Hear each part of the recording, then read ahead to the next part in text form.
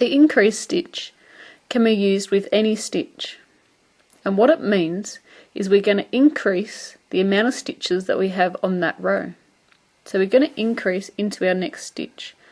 I've got my chain 3 here because I'm actually working with the trebles, and into the next stitch. So this is our first one, and we ignore that one because it's our first stitches out of lots of chains we've got there, our 3 chains. So we're going to work a normal treble into the next stitch, as so. We've got 1, and an increase is going to be working one more treble into that same space.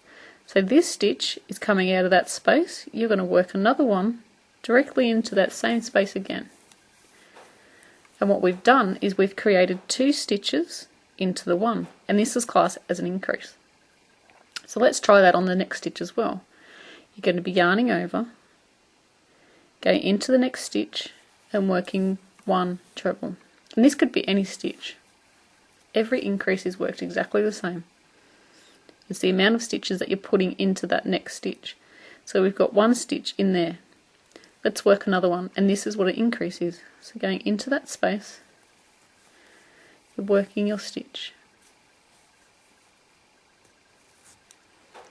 So now we have 2 stitches into that 1 stitch.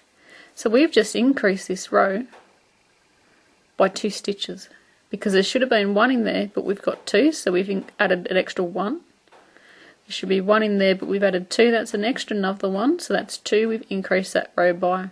So when we do our next row, we're going to have 2 more stitches than we did on the previous row.